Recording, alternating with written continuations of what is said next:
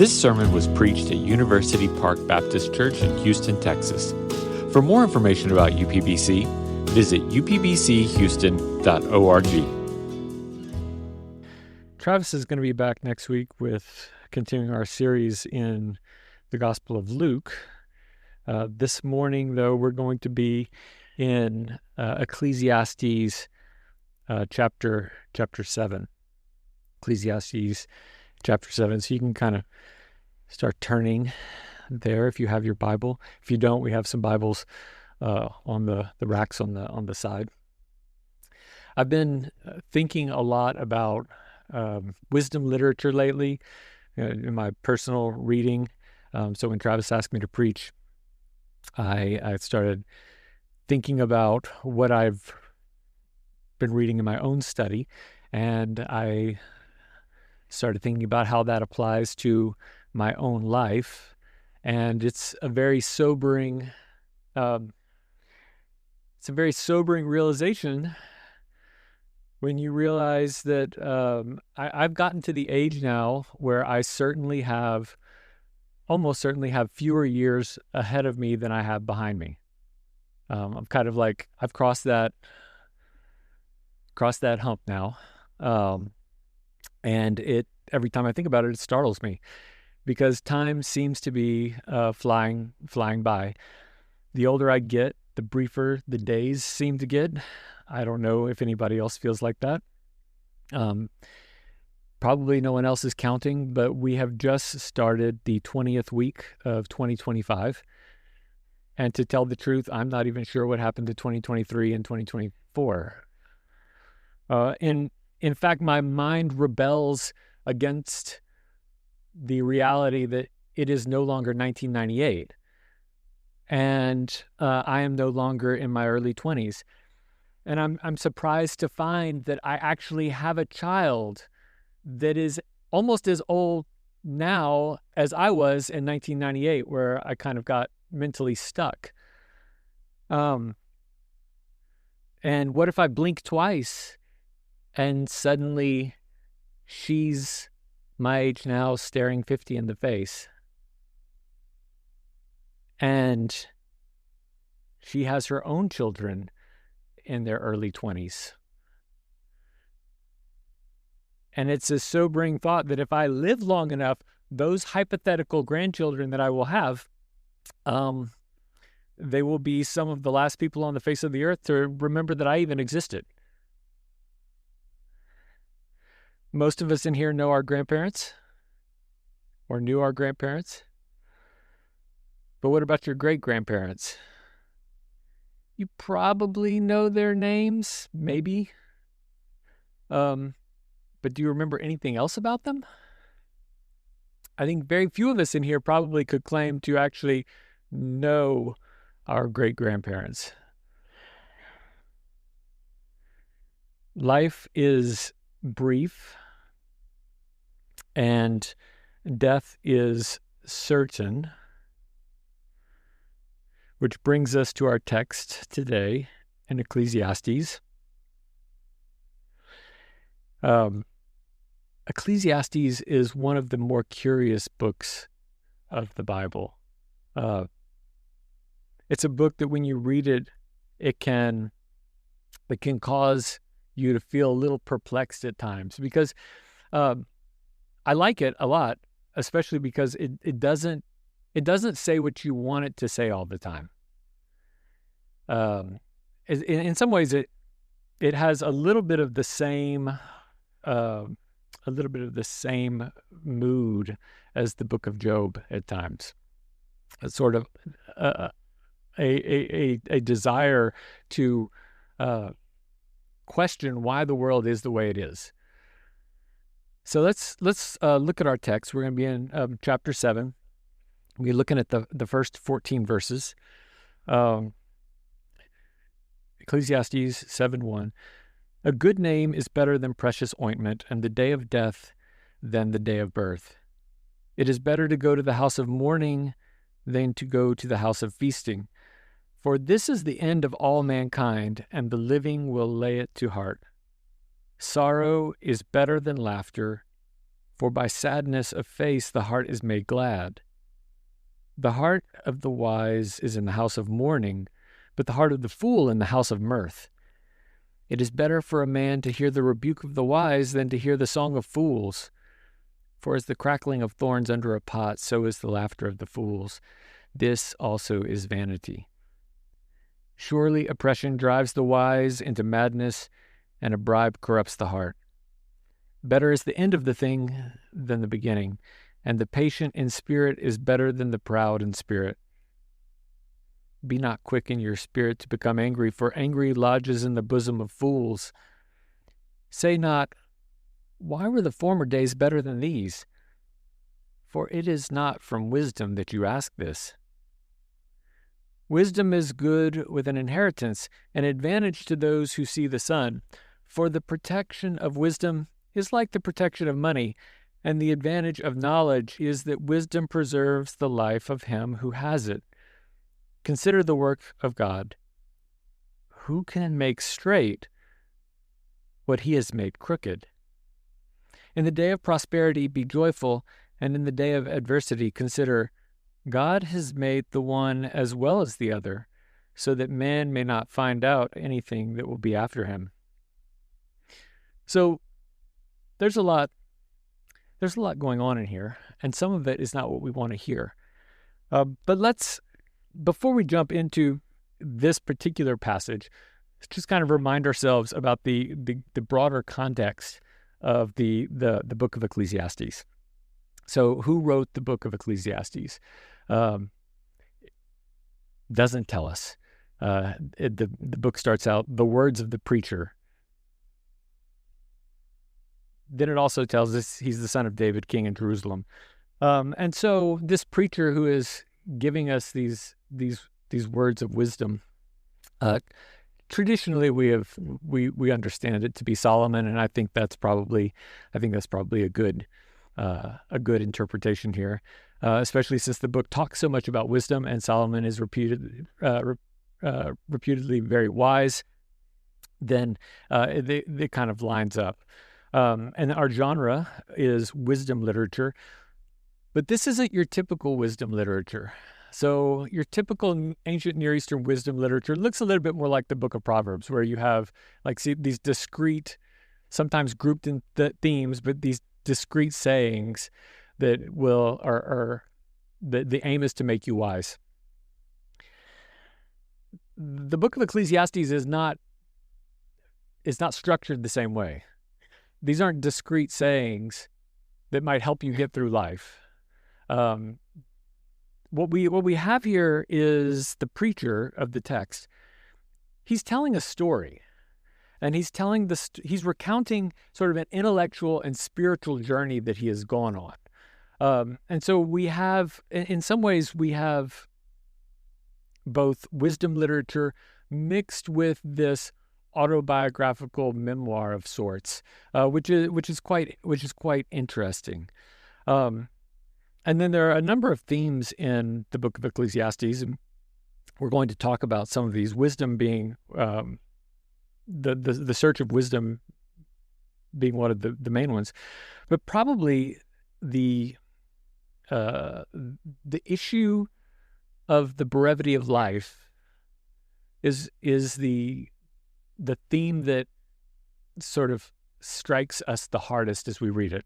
One of the most famous verses in the Bible is Ecclesiastes chapter 1, verse 2.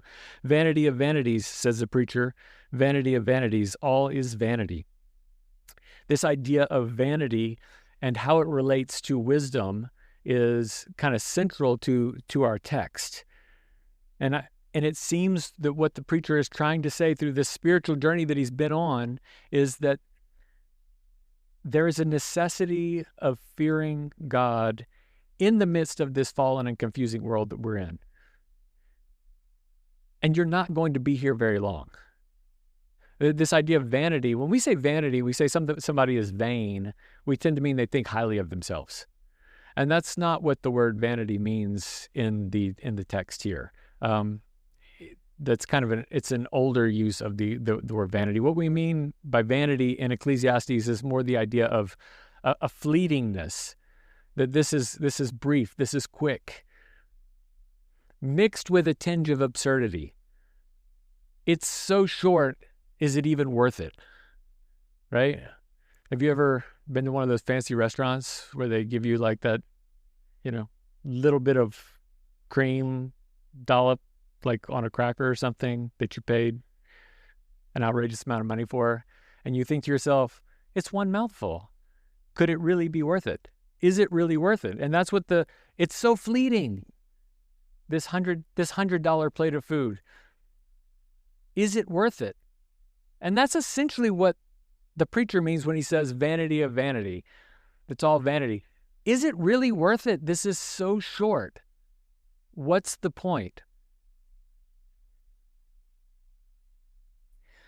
And it's that kind of talk that makes us feel maybe a little bit uncomfortable.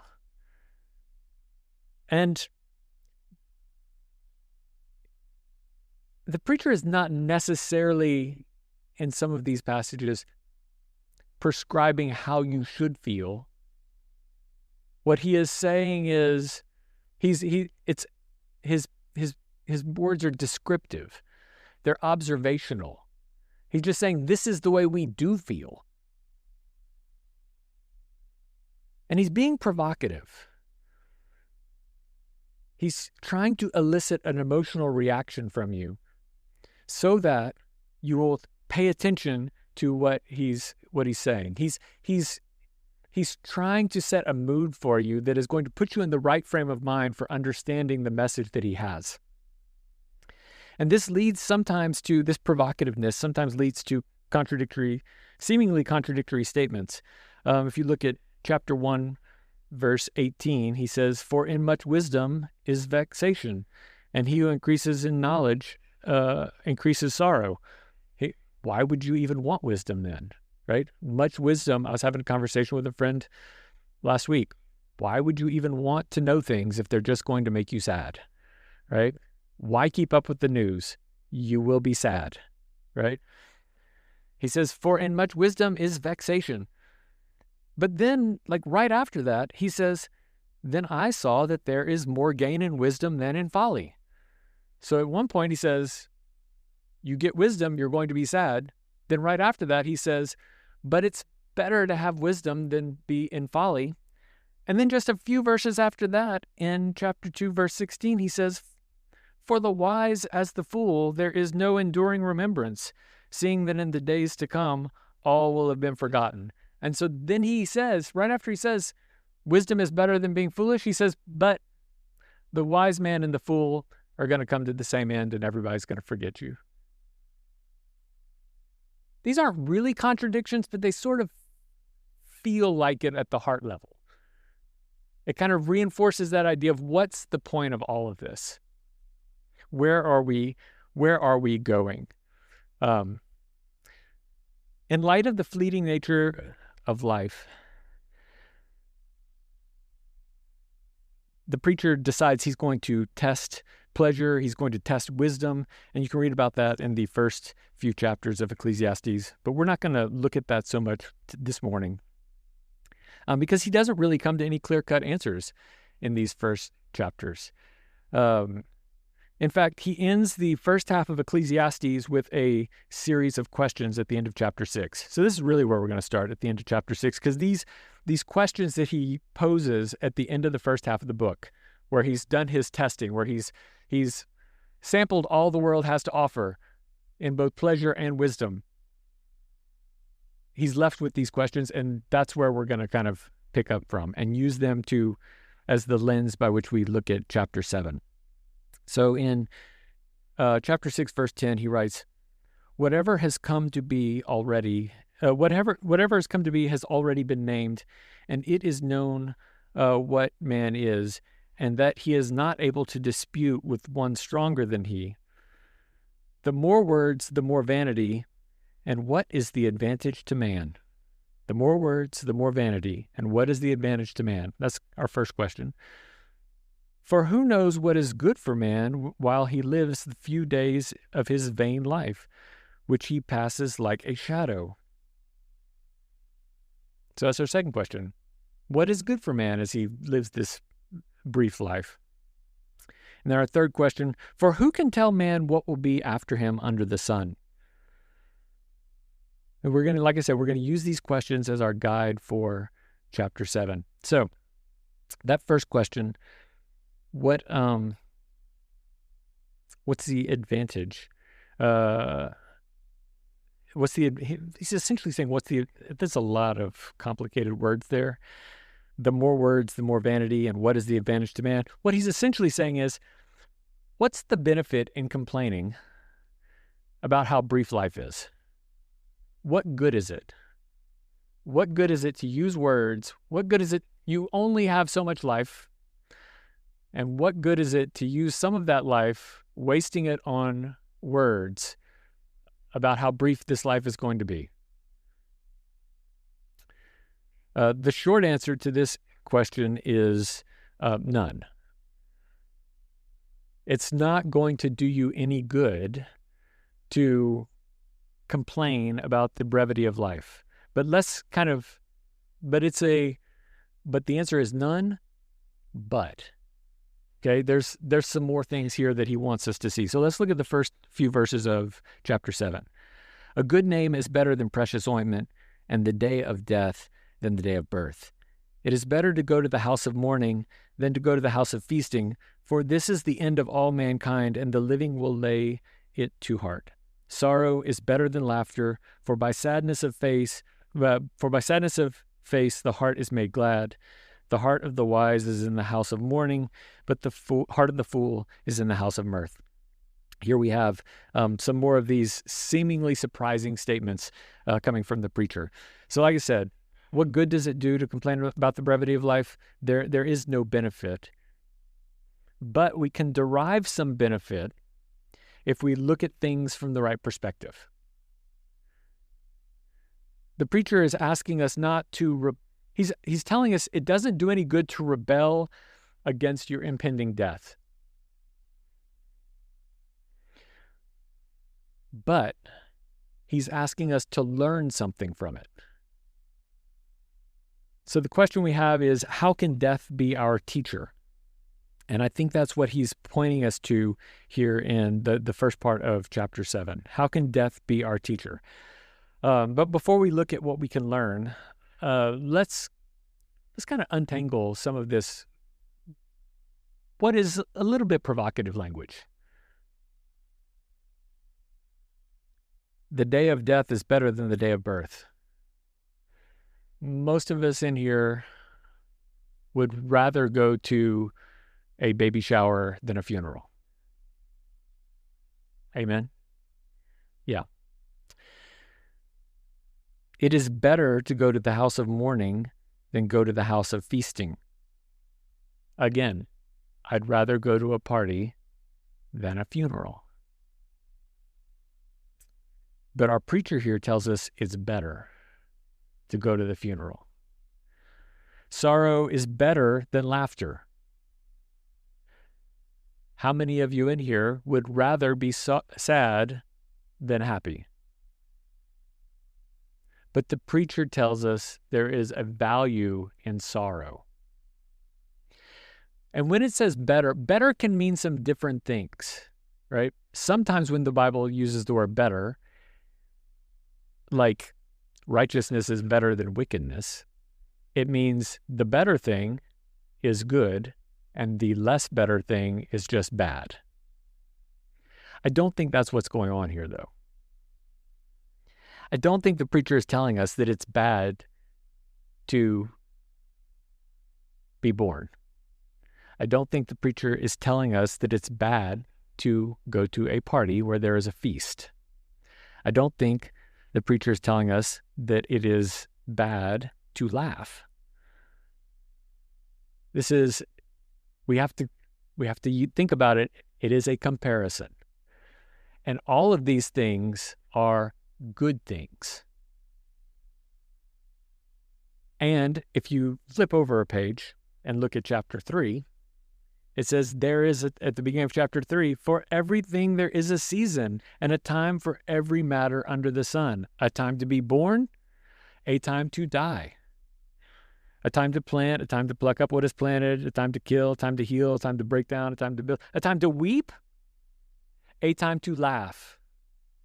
And so he's not saying that this is better as in you should only seek the house of mourning and you should never go to the party. What he's saying is that there is a time for both of these things, but there's something you can learn from the house of mourning that you don't learn from the feast. There's something you learn by going to the funeral that you won't learn when you go to the baby shower. He's telling us that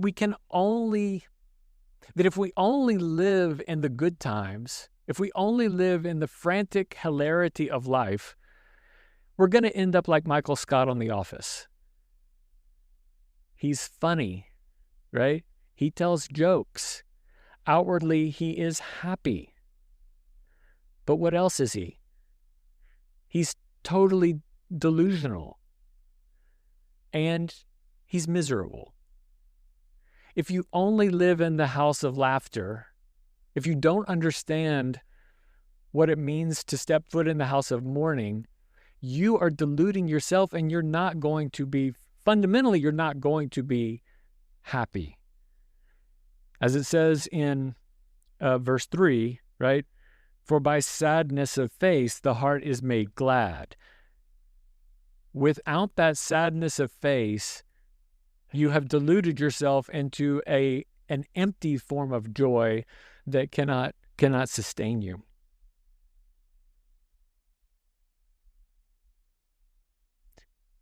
So in verse 1, it seems like we've got a little bit of a non sequitur because he starts by talking a lot about these passages talk about death and dying here, but he begins with a good name is better than precious ointment. But I don't think he's talking about anything different when he talks about a good name is better than precious ointment, and the day of death better than the day of birth. What he's saying here is that precious ointment has some strong connotations of the day of death itself, right? But also that precious ointment is it kind of stands in for luxury. It stands in for wealth. And what he's saying is that when you on that day of death, your luxury, your wealth, they don't matter anymore. It doesn't matter how much you've amassed in your retirement accounts. It doesn't matter how much money you have gathered together, how much property you have put together in your portfolio. That good name is what the people will remember.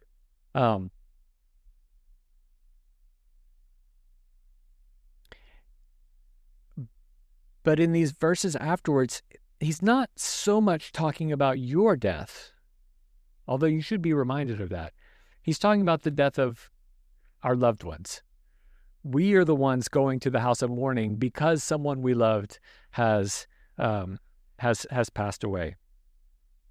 And this is really what we can learn from the house of mourning, that staring death in the face when others have gone before us, staring death in the face reminds us of our own finitude.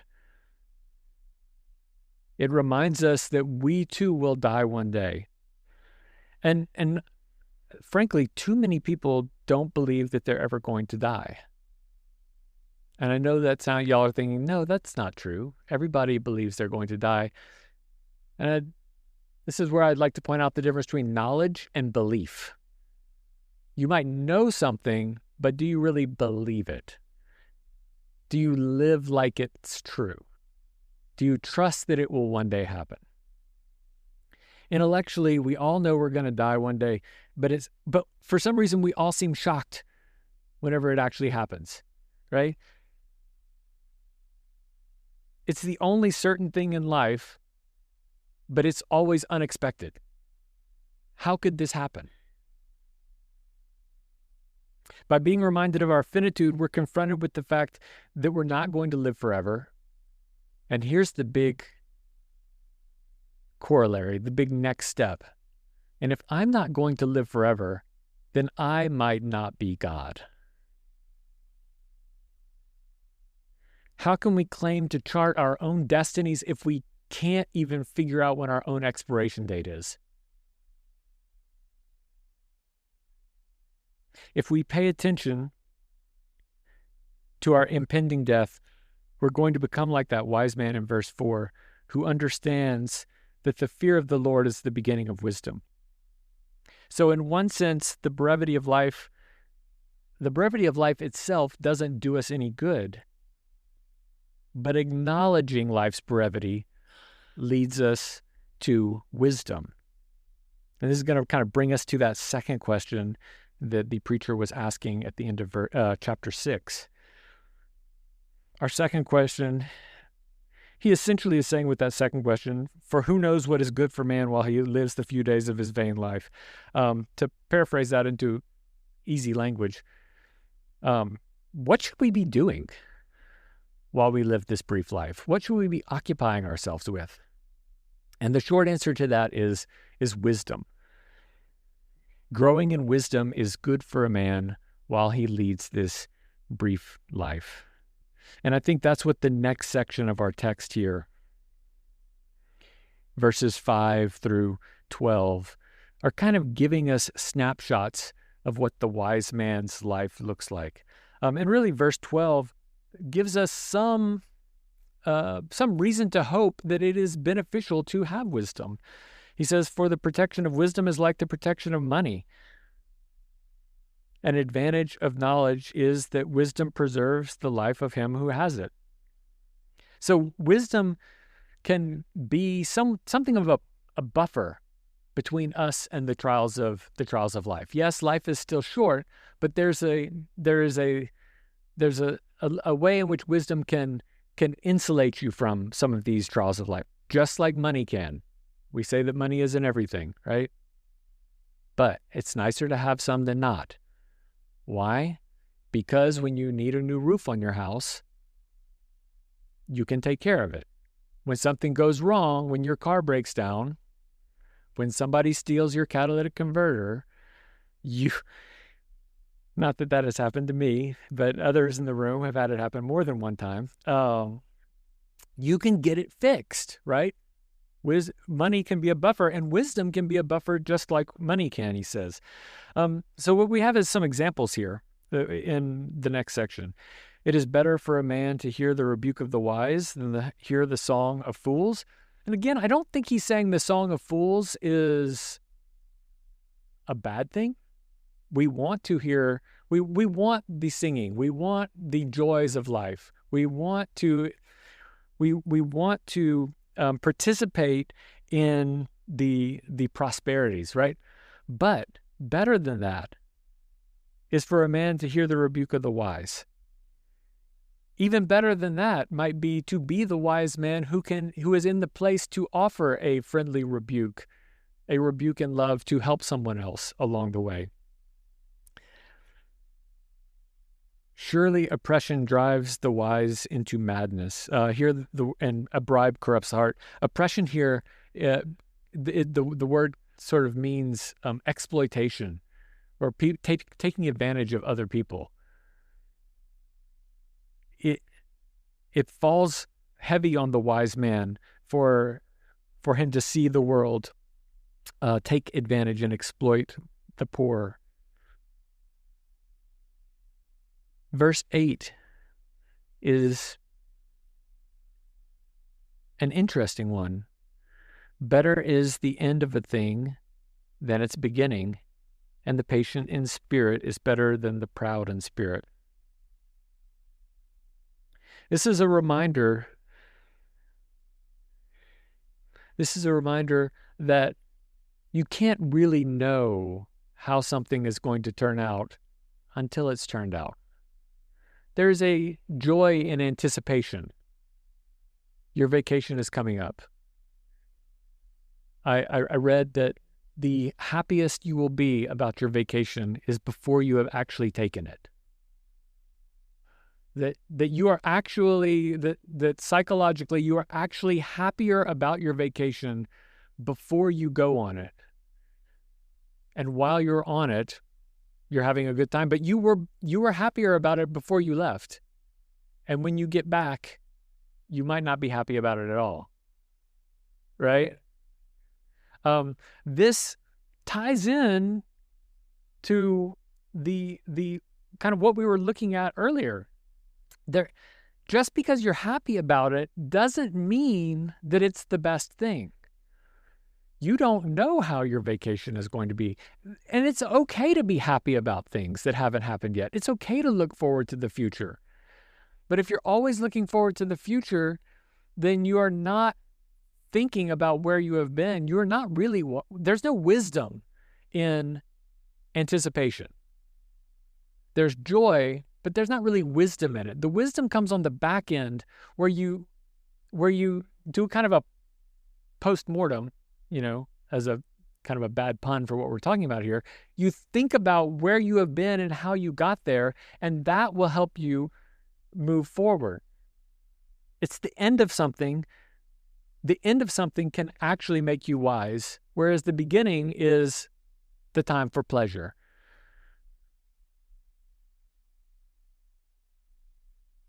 The proud man, it says, it's better to be patient in spirit than proud in spirit. It's really hard to be proud if you're constantly reminding yourself that you're going to die. In the Middle Ages, the early modern period, people used to like to keep these memento moris around. It's a little, what's the right word? Like a little collectible item that reminds you you're going to die. I have heard it said that Martin Luther's wife kept a human skull on her bedside table. Every morning she would wake up, open her eyes, and the first thing she would see was a literal human skull staring at her, and she would remember, I am going to die one day. Therefore, I should live today in light of that reality. We tend to hide death away, and I think it helps. I think that's one of the reasons why in our kind of late modern American society, we tend towards a proud individualism because we don't confront our own mortality. I'm not suggesting any of us get little skulls to put on our bedside tables. Although I do have a plug-in on my web browser. Every time I open it, it's got a countdown clock. And my daughter says that's a little bit morbid, but and most days I don't even notice it's there, honestly. I've gotten so accustomed to it, but it is still there. It's a countdown reminding me that the days are short. And every now and then I actually pay attention. Be not quick in your spirit to become angry, for anger lodges in the bosom of fools. Say not, why were the former days better than these? Say not, why were the former days better than these? For it is not from wisdom that you ask this. And there is an easy make America great again joke that I'm not going to take. But as humans, we have this desire for the nostalgia. We want to feel like things were better once upon a time. And honestly, they weren't. Something might have been better. Maybe your health was a little better in your younger days. But did you have the love of these children or grandchildren in those younger days? In 1998, I did not have 4 children, right? In 1998, I also did not have pain in my knees. Those younger days were not the better days.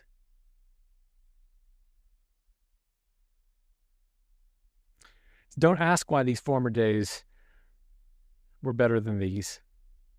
And if you read all of Ecclesiastes, you'll see that the preacher tells us that all of our days are really the same. That we're all living this common experience, that there is good and there is bad happening to us all the time.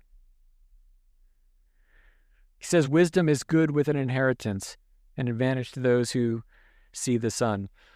Wisdom can make you help you make better choices with your finances, with what God has gifted you with.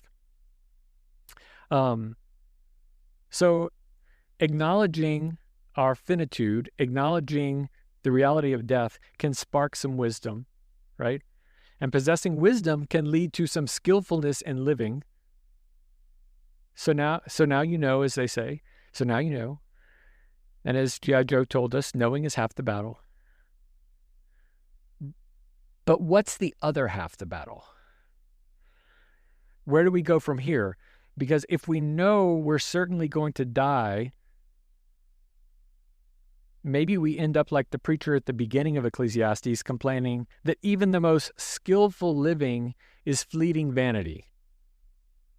There has to be something more than that. But we're still left with our third existential question from the end of chapter 6.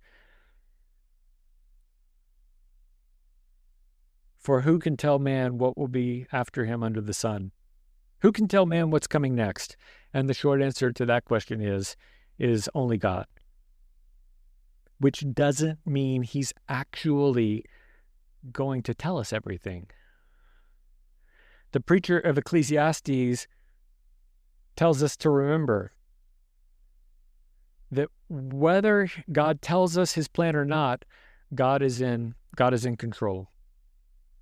Let's look at verse 13. Consider the work of God, who can make straight what he has made crooked. Throughout Ecclesiastes, the preacher has been bemoaning the crookedness of life. Sometimes things just don't add up. The wise and the fool both have brief lives.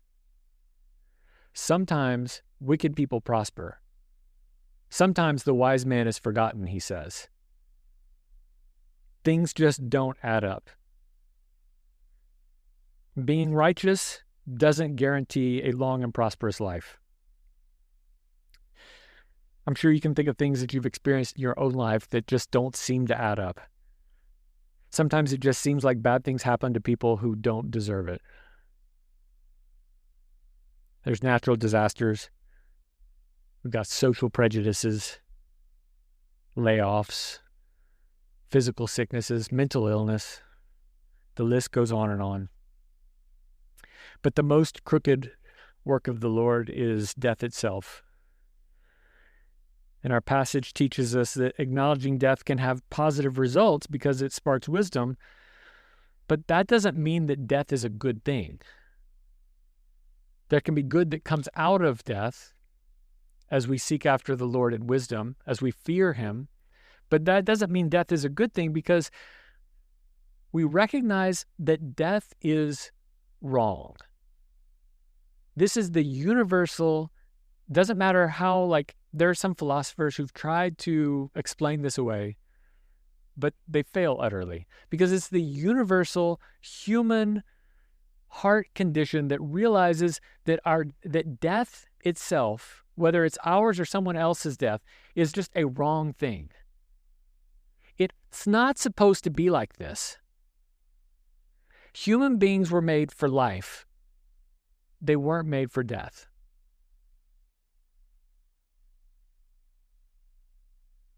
Every single time someone dies, and it doesn't matter how old they are, one of the first questions people ask is, what happened? Why did they die? We don't ask that about really most other things, right? If somebody's pet dies and pet's old, you're just like, well, I'm sure they loved it, but, I don't need to know the details, right? The tree in my front yard, we had to have it taken down a few years ago. It was dying. Was I concerned about why? No. I'm just like, well, let's just take it down before it falls on the house, right? But when a human being dies, it's different. The first question we ask is, why? Even the oldest among us, we say, why? What is it that finally got them? Was it cancer, right? Was it a heart condition? Was it an aneurysm? What was it that did it? And every time we look at what it was that did it, we recognize that it wasn't supposed to be like that. If things were going well, that wouldn't have happened to them. When my grandfather died of a ruptured aorta at the age of 80, 80's pretty old. The family was devastated because aortas aren't supposed to rupture. That's not what they were designed to do. It was sudden. It was unexpected. When an 80-year-old dies and it's unexpected, that should teach us something about where we should be rather than where we are. And where we are is a world that is racked with sin. Death is wrong, but it's wrong in the same way. It's wrong in the same way all punishment is wrong. God has not done something evil to us by condemning us.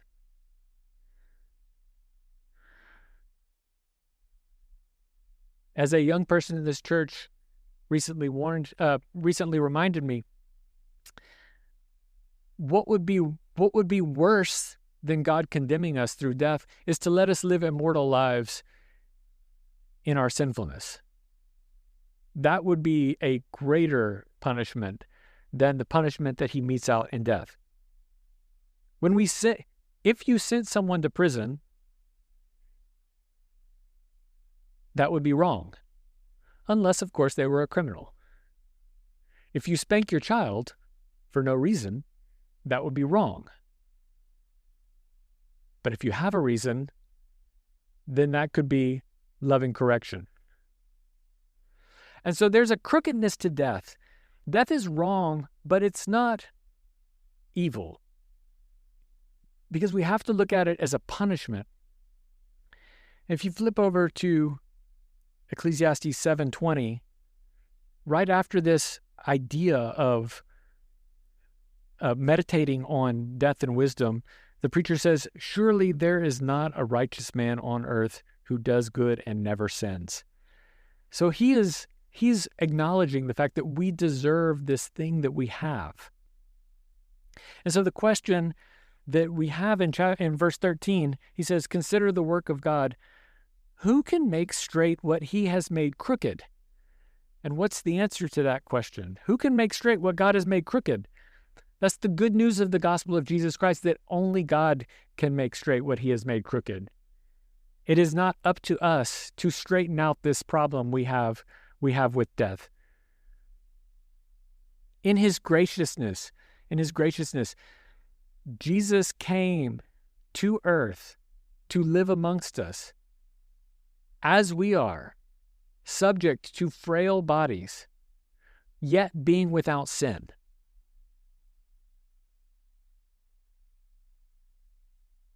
He's the only person on the planet who has ever lived who did not deserve to die. Yet he died anyway, in our place, for us.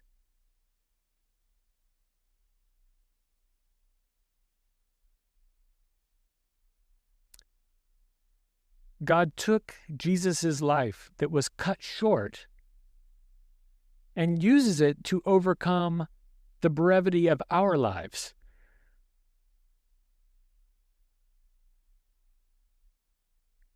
And to prove the power that God has over straightening out what is crooked, Jesus rose on the third day, and his resurrection allows us to put our faith in that work, and we can participate in the life that he offers. We can participate in this eternal life. So the gospel is this topsy-turvy kind of reality where death brings life, straightening out what is crooked, giving us not just a sense of peace now, but a hope and a resurrection just like Jesus's down the road. Yes, you're going to die. It's bad news. It's not supposed to be that way. Sometimes Christians get overly pious and say, well, it's okay to die because I'm going to be with the Lord. Yes, but it's still wrong. It's still not supposed to be that way. Because we're not just looking forward to our death and spiritually being with the Lord, but we're looking forward to a bodily resurrection like Jesus's.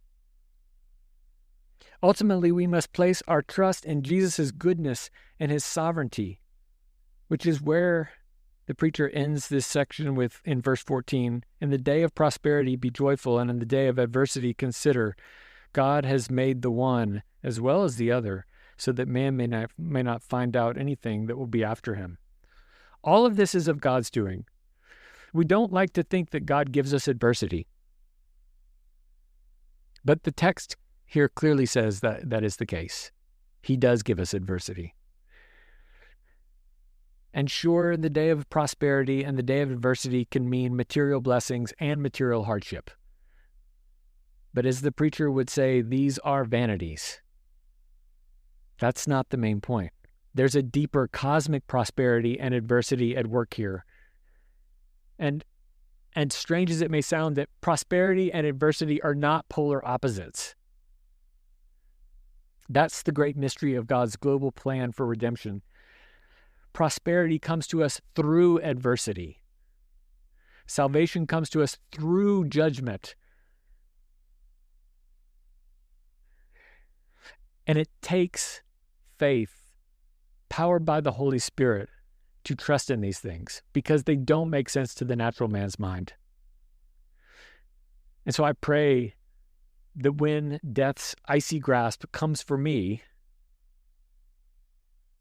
that I will be able to continue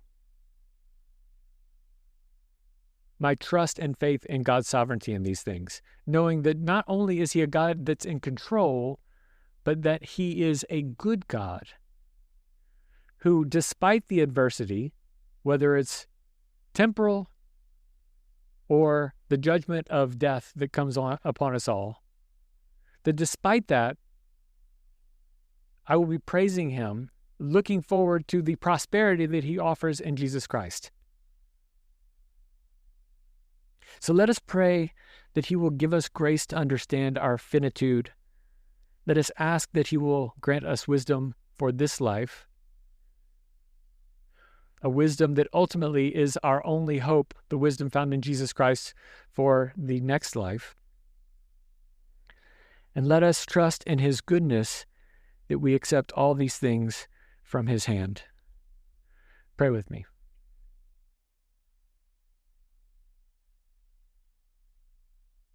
Father, I ask that you would humble us.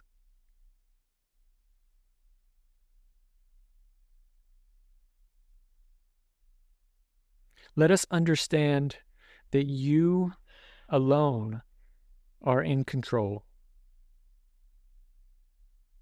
Let us understand that you have gifted us with judgment so that we would not persist in our sins.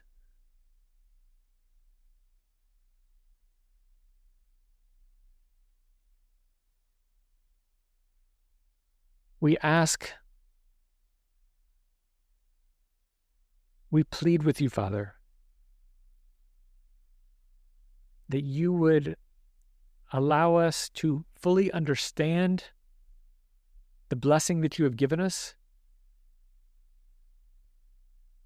not thinking that we have put these lives together on our own accord, and that we can take that blessing and we can communicate it to those who do not yet understand your goodness.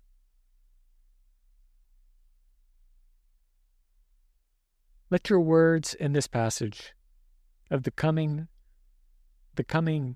trial of death, let it be a warning that we are willing to say to a world that does not want to hear, a world that would prefer to assume that they will live forever. We ask that even now your Spirit would be preparing those we know for hearts that are open to hearing your gospel, and that by your Spirit, eyes would be opened so that a world that is caught up in the frivolity of laughter could understand the sober joy that you offer through Jesus Christ. That's really our only hope. In his name we pray. Amen.